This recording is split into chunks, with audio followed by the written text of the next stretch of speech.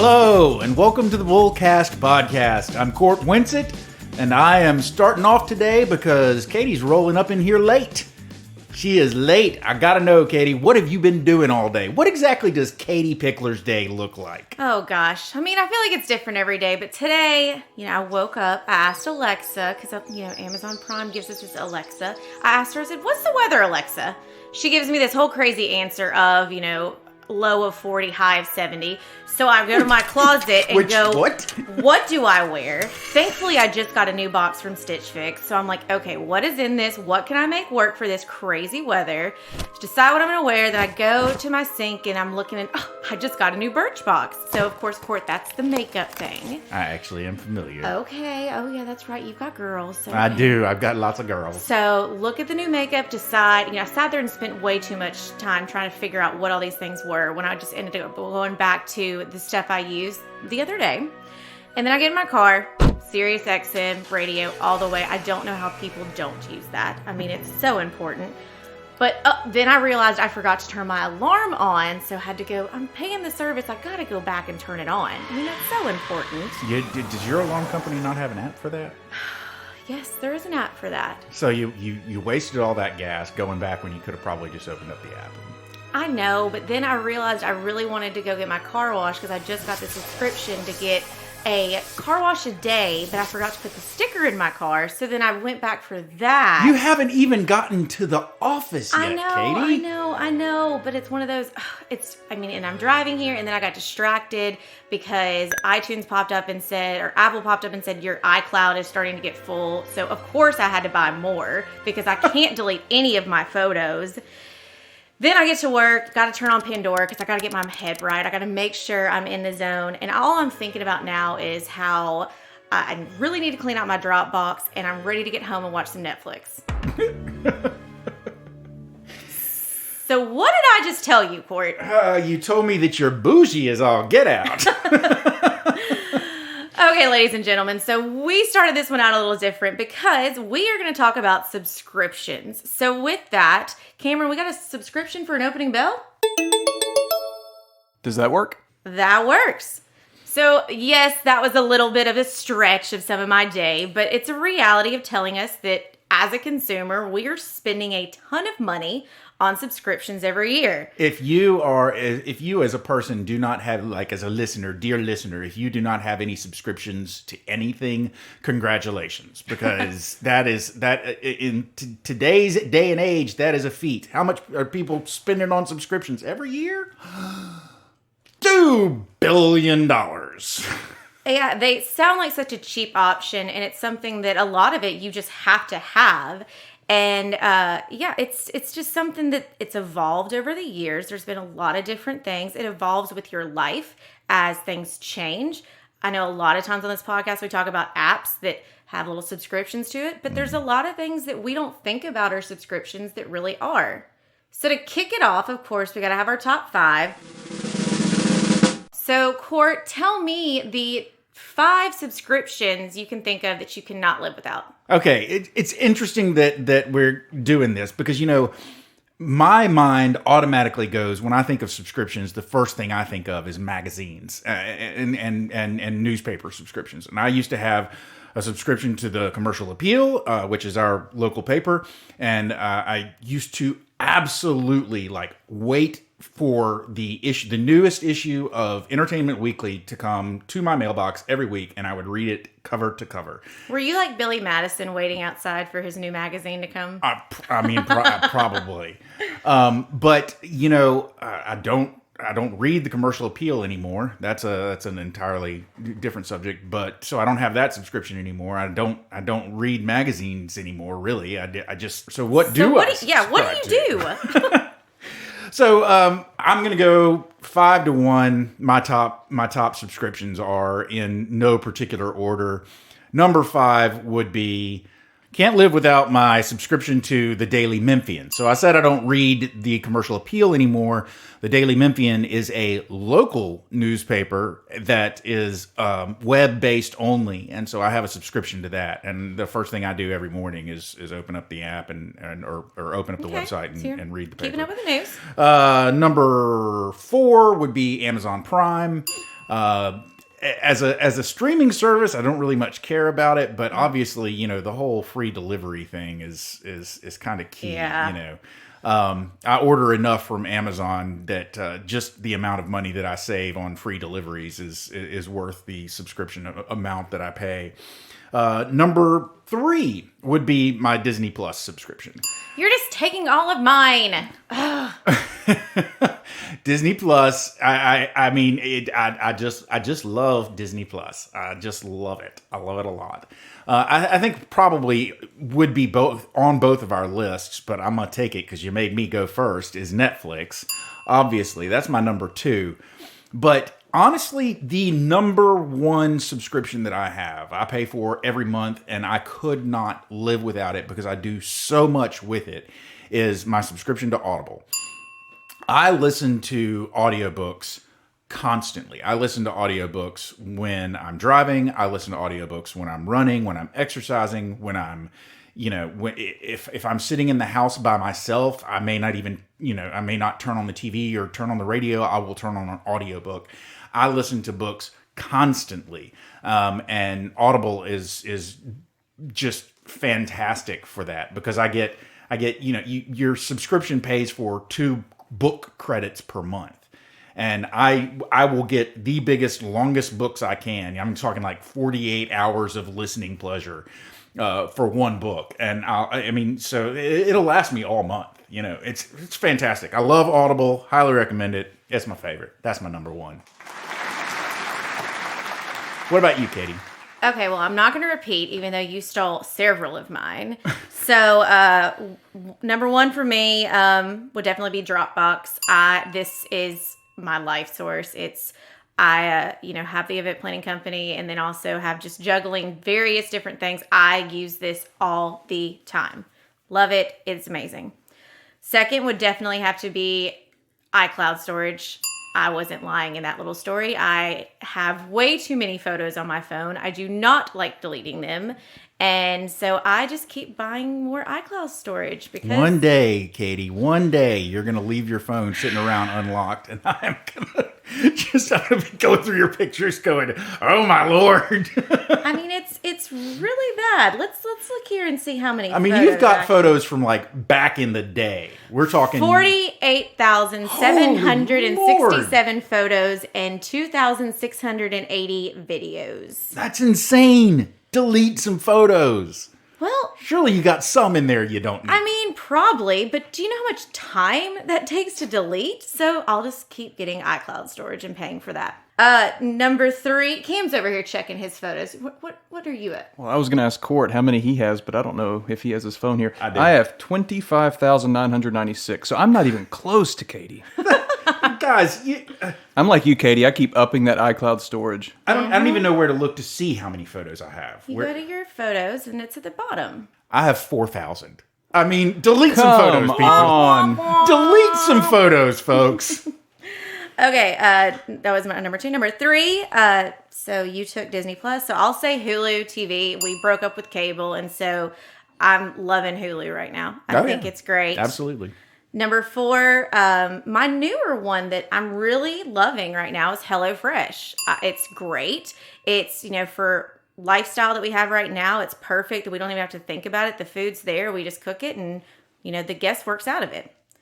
And let's see, my last one, I would have to say the Sirius XM radio. It is, I hate silence and I like it because then you find new radio stations every day. I just heard the other day that Foo Fighters now have their own station on Sirius. Yeah, see, when you said, I don't know what, in your talk of what you did for a day, you said, I don't know what you're listening to if you're in the car. And I was like, Audible. See, everybody has their vice. Yeah. But, okay, that is mine and Court's subscriptions we can't live without.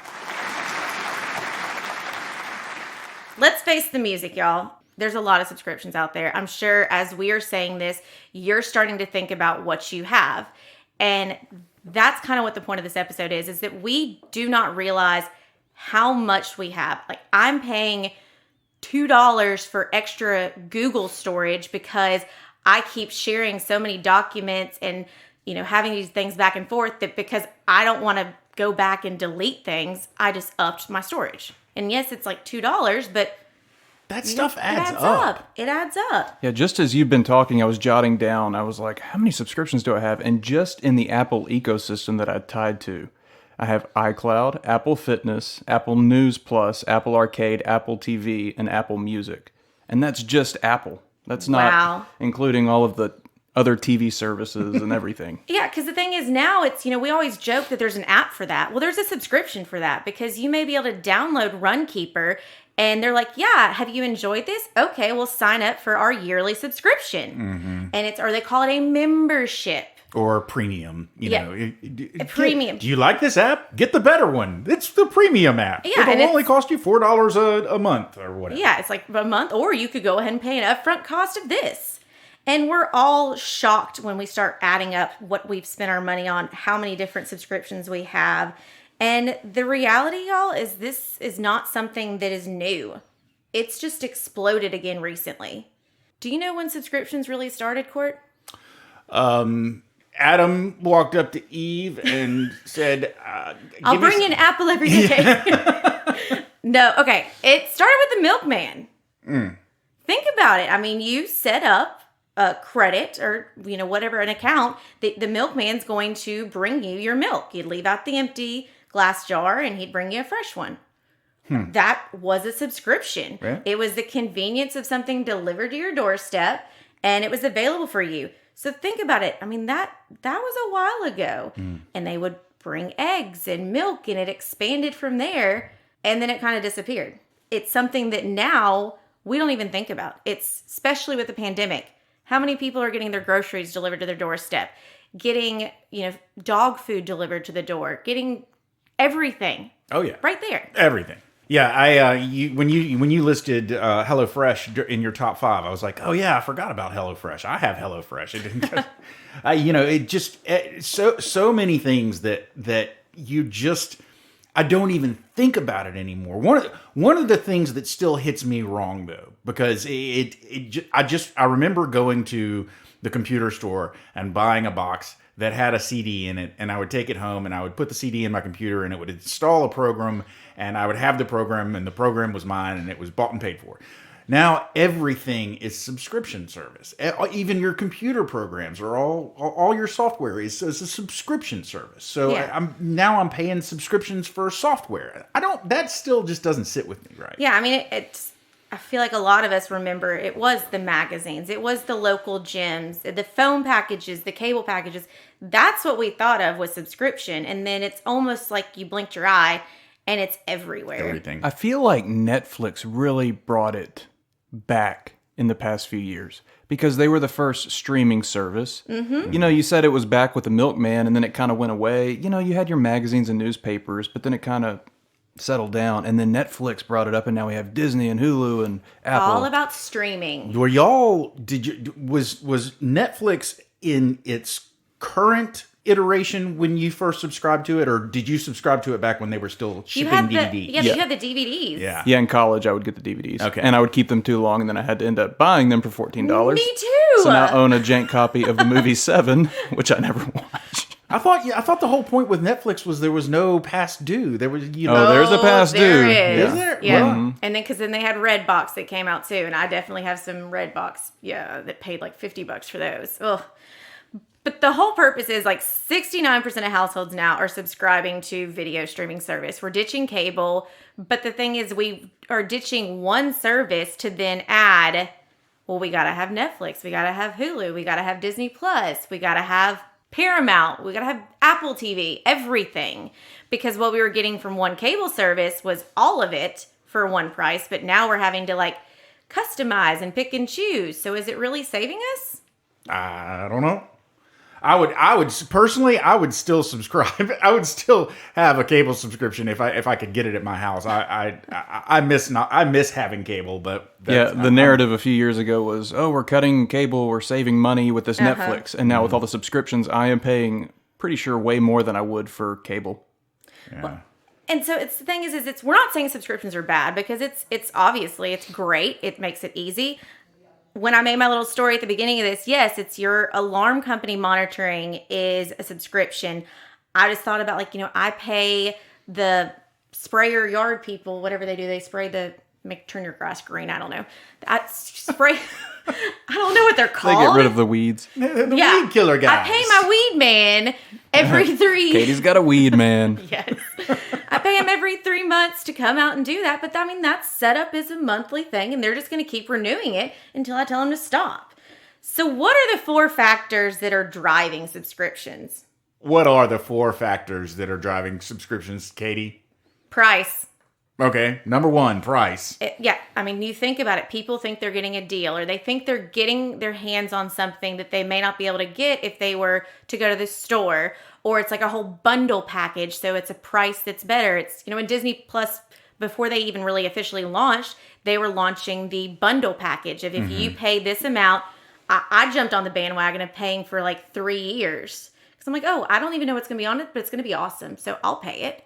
And just to confirm, it is awesome. Oh yeah. There's that. Do y'all remember Columbia House? Yes. Columbia House. Their big thing was you pay a penny, you get 11 CDs, or actually it started off with, when I first joined it, it was record. It was like actual record albums, and not because I was like a hipster retro dude. This was back when I still had a record player. But, you pay 1 cent and you get 11 albums of your choice. And then once a month, they would basically send you another album and you would pay for it. So it was not really, you didn't pay an automatic subscription fee because you could opt out of any given monthly album. But I think you did have to buy, like, you get 11 for 1 penny, but then you had to buy a certain number in a certain period of time. I have to this day, a huge CD collection because I joined Columbia House. Man, I haven't thought about Columbia House since the 90s. I'm sure it's been gone. It's basically the first thing that the iPod probably killed was Columbia House. Gosh.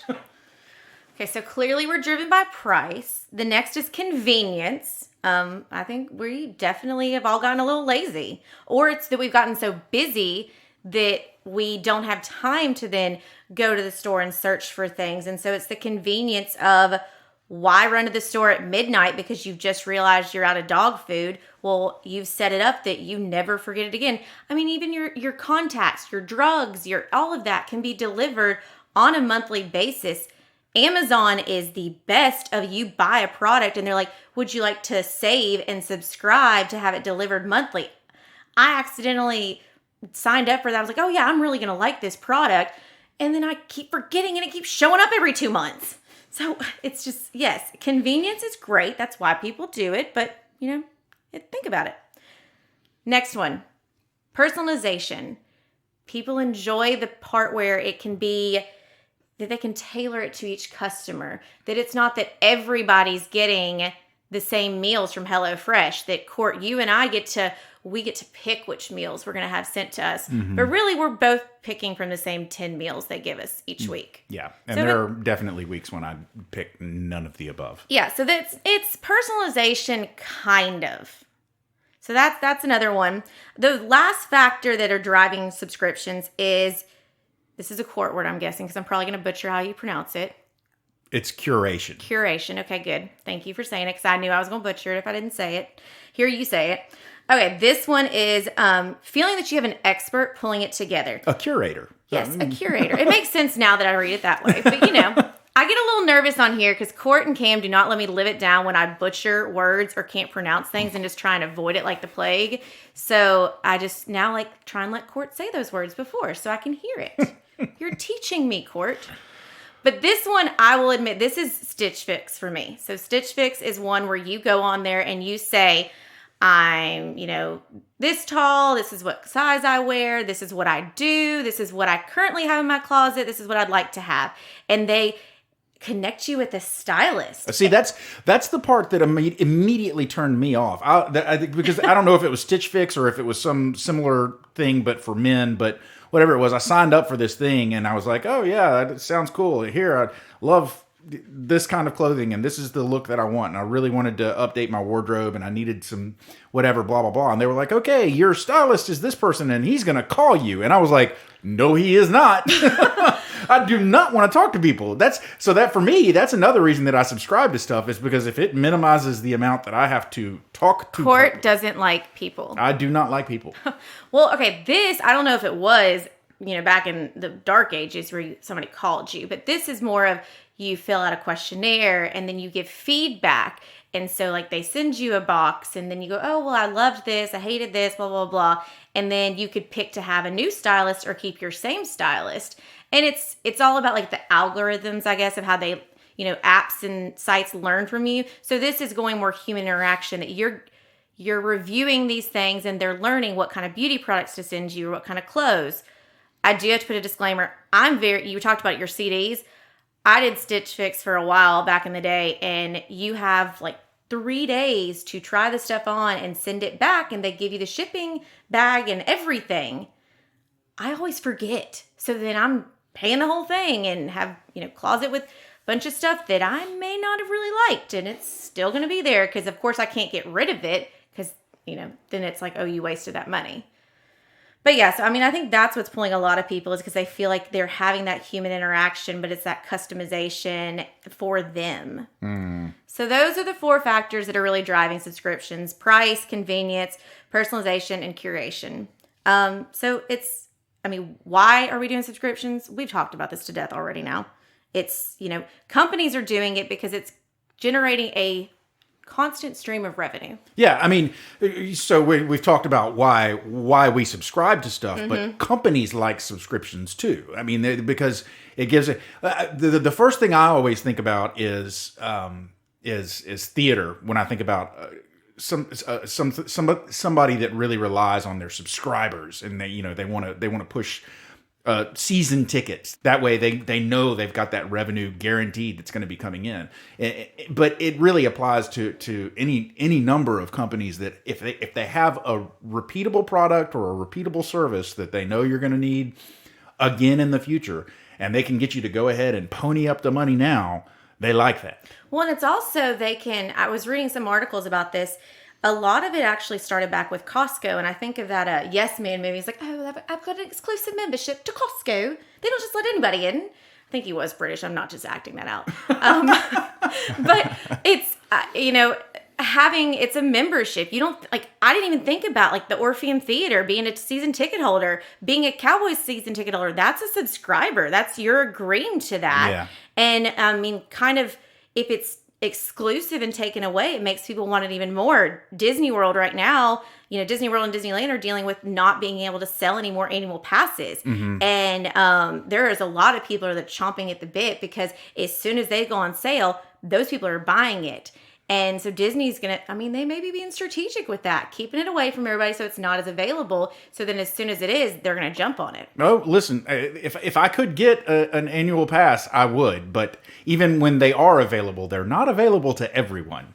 There are limitations to who can get them. I will write you a letter of recommendation. I think subscriptions are a really smart business move because I don't think the companies would admit this, but they're banking on people forgetting to cancel. Oh yeah, I think they would admit that. They absolutely would admit that. I'm sure that's part of the plan is get them subscribed. And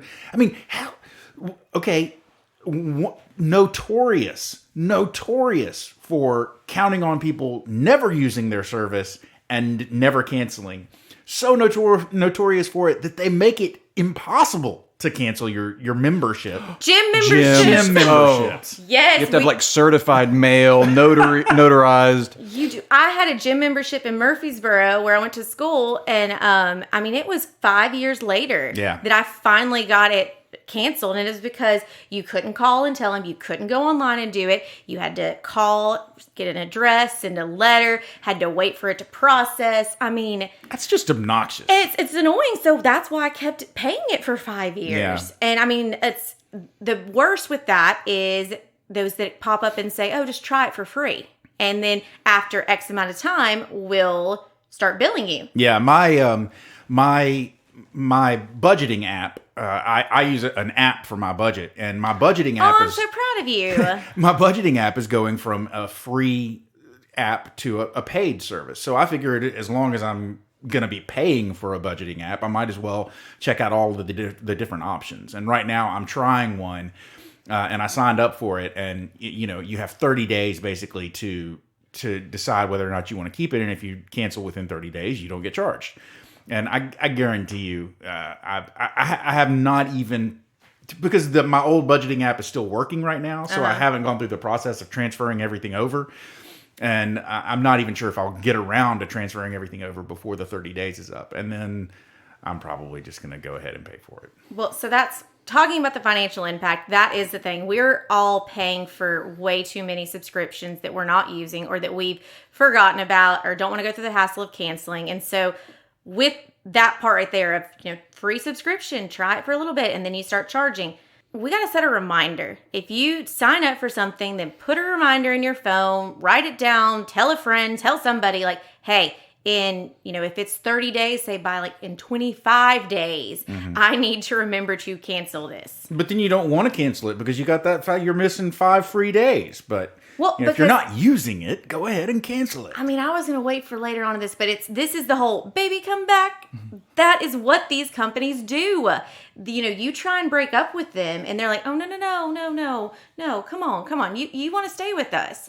And that's when they're enticing because they want you to still be a part of it. And they want to do whatever it's possible to keep you. You pop up and say, I want to cancel. Are you sure? Are you sure you want to get rid of us? Yes, I'm sure. What about trying for another month? Or, what about doing the next level down package or something? They will do whatever it takes because they want to keep you and they hope that you will forget. But I mean, that's the reality. So, okay, your subscriptions, you need to audit them. And yes. Audit's an ugly word. Well, I mean, it's certainly in the context of the IRS, nobody wants to be audited, but that's not what we're talking about here. I mean, systematically go through all of your subscriptions and catalog what subscriptions you have and how much they cost you and how often you're charged. And basically it's just subscriptions is just one element of your overall budget. Yeah, you put it in your budget tracking. Or pen to paper, write them all down. Make sure you know what all you have, how much it is, and then calculate just on your monthly budget how much of it is just in these subscriptions. But also the reason you want to do this is, I'm not saying every month do it, but maybe every 3 months, take a look at all of these and see which of those subscriptions have gone up. Because I think they call it the subscription creep, where it just creeps up a little bit every month. Netflix Does it. Disney just did it.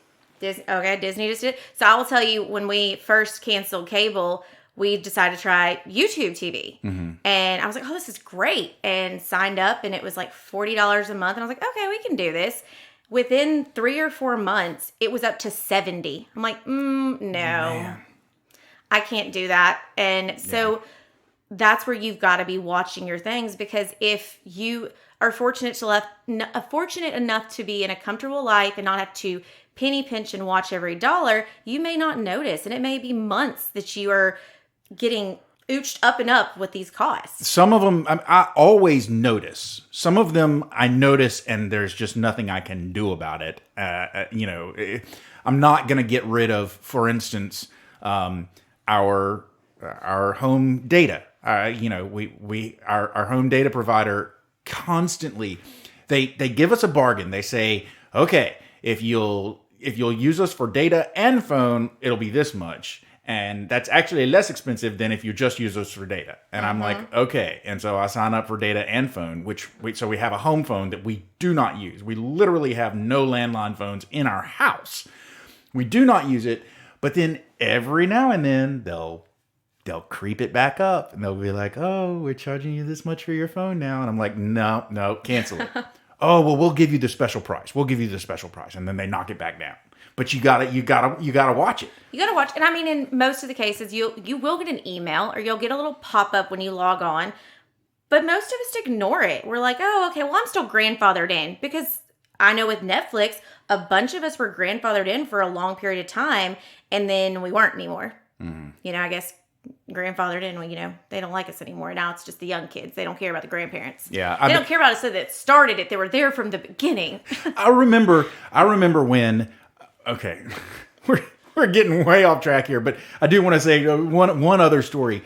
I remember when Netflix went from you're paying one price for DVDs and streaming to, okay, we're going to charge you one price for DVDs and one price for streaming. And I was like, well, forget it. I'll just cancel the DVDs because I'm not using them anymore. The amount of getting DVDs and streaming combined was less than what just my subscription for the streaming service is now. Yeah, and that's part of auditing it, is looking at it and seeing, did you, sign up for something and try it just a month-by-month basis, but now it's really something you utilize a lot. Is there an option to pay the year bulk? Because then it might, more than likely, it's going to be the cheaper option. And so that's looking at it. The other part of auditing your subscription is who else is using them. Because a lot of times I think there is a... moochers. There's family members that are also using your Netflix or your Hulu or your Audible or something like that. And so it's maybe like, okay, you've gotten, 2 years free. Now it's time to start paying part of this with me. That's kind of more tongue in cheek, but it's definitely one of those of like, look at what you're using. Think about what is important to you. And okay, I'll be honest with myself. I could take the time to clean up my Google Drive and my Dropbox and my iCloud and not pay all those extra storage. So that's something I could do and take the time to do it. And it would help the budget. And let's be honest, it's probably something you should do. It should be. Yeah. Yeah, but it's a reality of being aware, and that's what so much of this with your budget is, just being aware of what you're paying for, where's your money going, and if you are faced with tough times with your budget and you aren't able to contribute to retirement or contribute to college funds or your emergency funds, this is a great first place to look. Really take a hard look at, what are these doing for you? Do you really need them? And yes, canceling that's something that's $2 a month, it adds up. It really will make a difference. I know it may seem like it won't, but go through the struggle, go through the hoops, even if it's that gym membership that you've got to write a novel of why you no longer want to work out there. Just do it so you can have that financial freedom and not be locked down to that. That was one of the more frustrating things when I wanted to cancel my gym membership because they were closed because of COVID. And they were like, well, we're not letting people cancel right now, but we'll put you on hiatus. But then as soon as the gyms were able to open back up, they were like, oh, we're back. And I was like, no, I wanted to cancel forever and ever, not, and then I had to go through the whole. And that's why I have Apple Fitness. Apple is our unofficial sponsor. They have no idea. Yep. Well, and I think there are some subscriptions out there that actually you can pause or freeze. Like, I know tanning places always had that where you could go and freeze it for the winter months and, freeze it for the winter months. Never mind. Okay. Womp, womp, womp. That failed. But anyways, you could pause your accounts, and so you're not having to cancel it. And that's their way of trying to keep your business and not you fully backing away from that. But I think it's one of those that if it's not something you want, then you can get out of it. And if they make it seem like you can't, then, hire a lawyer. Exactly. Like, my attorney's on the phone, and then they listen. Oh, yeah. They tend to, if you call them and you tell them you've got an attorney on the phone with you, then they tend to perk up pretty quick. I want to say that it's, subscriptions, we've kind of been a little hard on this, but they are great. They really do, for some things, make it so much easier because the reality, if you have it set up where that dog food is going to show up every, month or so, then you're setting your price. You have that almost fixed part of your budget set versus if you hit midnight and have to go buy, then more than likely you're going to somewhere and having to pay crazy expensive prices because it's whatever's open at that time. Mm-hmm. Yes. So it's there are a lot of good components to this that it really can fit in your budget and can save you money. Well, Katie, I think we've probably gone on and on and on. This was basically just really an episode about us talking about what we really love.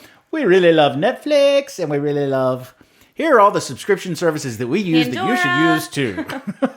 But no, we did have a point hidden in there, so why don't we try and sum it up for everybody. What is your bullseye for the day?